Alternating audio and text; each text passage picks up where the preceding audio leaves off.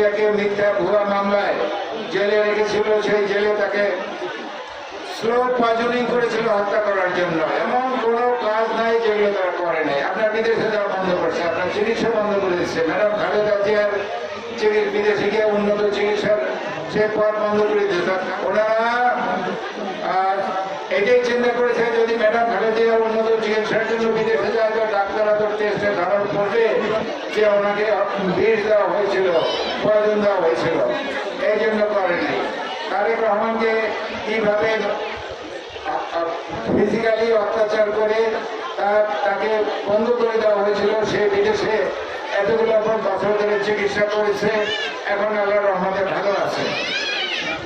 তো সেই কথা আমি বলছি যে এই ইবলিস সরকার, ফ্যাসিস্ট সরকার, অত্যাচারী সরকার, যারা সারা বাংলাদেশের উপরে একটা অত্যাচারিত আজরাইলের মধ্যে এসে বসেছিল যে আমি 800 বার হাজিরা দিয়েছি। হাজিরা দিয়েছি কোথায়? ঢাকা হাইকোর্টে, ঢাকা জজ কোর্টে, ঢাকা ম্যাজিস্ট্রেট কোর্টে, কেরানীগঞ্জে, বরিশালে, পটুয়াখালী, মির্জাগঞ্জ। তো হাজিরা দিলেই না, এটা কোথায় কোথায় সেখানে যাওয়া আসার সময়, অর্থ, দুশ্চিন্তা, আপনি চিন্তা করেন, মানুষ পাগল হয়ে যাওয়ার কথা। শত শত রাত আছে যেখানে রাত্রে আমি ঘুমাতে পারিনি বাসায়, অন্যখানে আশ্রয় নিতে হয়েছে। তো আমি তো অন্য বাসায় আশ্রয় নিয়েছি। আমার ছোট ছোট ভাইরা এই আওয়ামী লীগের অত্যাচারে বনে জঙ্গলে প্রচুর মতো জীবন কাটিয়েছে।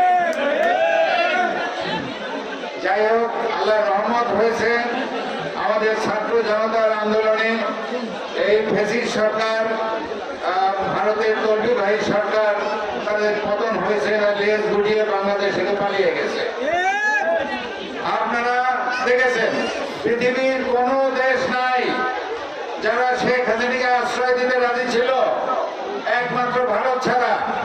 তো যে বাংলাদেশে পুলিশ দিয়ে এবং তার ভাড়াটে গুন্ডা দিয়ে, ইন্ডিয়ান রয়ের স্পেশাল এজেন্ট দিয়ে আমাদের 2000 ছাত্র জনতাকে হত্যা করেছে, 30,000 ছাত্র জনতাকে আহত করেছে, 600-র উপরে সম্পূর্ণভাবে অন্ধ হয়ে গেছে, হাজার হাজার আমাদের সন্তান এবং জনগণ এখনো হসপিটালে মৃত্যুর সাথে পাঞ্জা লড়তেছে।